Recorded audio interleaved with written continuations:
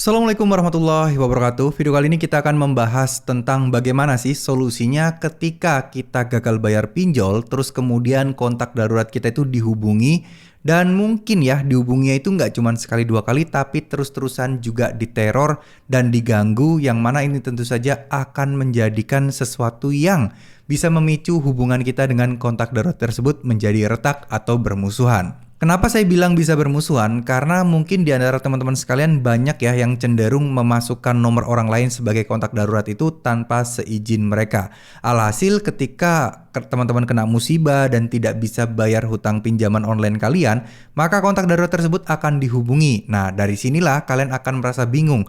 Kalian sebelumnya tidak pernah ngasih tahu orang-orang yang kalian jadikan kontak darurat itu, tapi akhirnya mereka dihubungi dan mereka marah kepada kalian. Nah, itu sering banget terjadi kasusnya seperti ini. Bahkan ada juga kasus yang sampai bahkan dituntut secara undang-undang perlindungan data pribadi karena sudah menyebarkan nomor privasi atau nomor HP kepada pihak lain tanpa sepersetujuan dari orang-orang yang punya nomor HP tersebut. Nah, jangan sampai ini terjadi.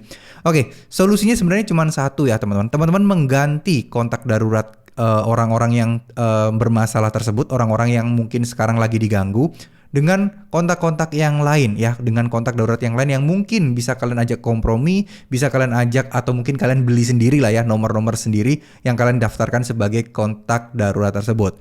Tapi ya, kadang kalau sudah masuk ke tim penagihan itu, kontak darurat yang tercatat yang lama yang akan masih terus dihubungi sampai adanya pembaharuan, sampai adanya update dari pihak sistem aplikasi kepada si pihak DC-DC pinjol atau tim desk collection.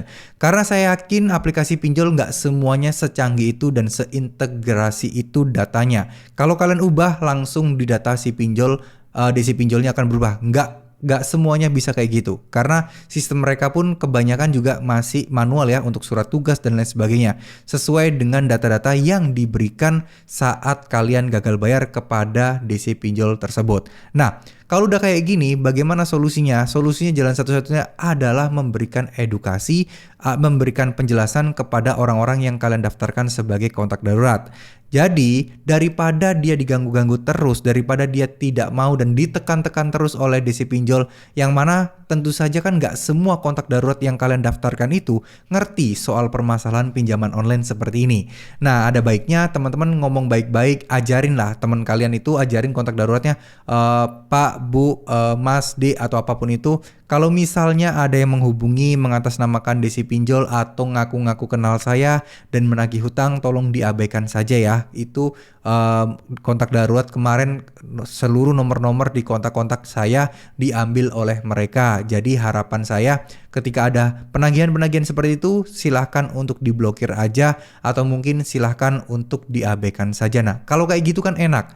Jadi ketika teman-teman kalian itu mendapatkan ancaman, nanti akan ikut dipidana, akan digugat secara hukum karena melindungi orang yang hutang nggak bayar dan lain sebagainya. Nah, setidaknya mereka juga tahu, karena kan nggak semua kontak darurat yang kalian isi itu paham betul apa yang namanya hukum gagal bayar pinjol ya, hukum perdata. Nanti dikiranya bener nih, semuanya bisa dihukum secara pidana. Alhasil mereka pun juga akan terus-terusan merasa ketakutan dan ujung-ujungnya mereka juga bisa ditipu oleh oknum-oknum DC yang mungkin menyimpang tadi ya. Jadi sebenarnya untuk kontak darurat itu juga tidak boleh sih ditelepon terus-terusan dan tidak boleh juga diganggu yang berlebihan.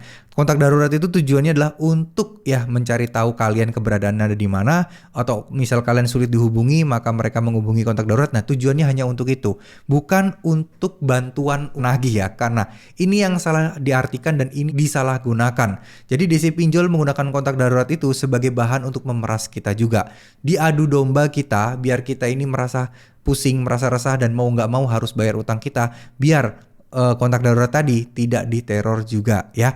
Jadi solusinya simpel, kalian harus memberikan edukasi, jelaskan sejelas-jelasnya masalah resiko galbay seperti ini. Jangan sampai mereka juga menjadi korban-korban penipuan pinjol yang mungkin banyak beredar di masyarakat saat ini ya. Nanti diiming-imingin A, diiming-imingin B, nanti ujung-ujungnya ya biar kita kasih tenggat waktu, kita mau biaya ganti rugi untuk cabut laporan lah apalah, akhirnya disuruh bayar 50.000, 100.000. Nah, jangan sampai hal-hal tersebut terjadi ya. Terima kasih, mohon maaf jika ada salah-salah kata. Wassalamualaikum warahmatullahi wabarakatuh.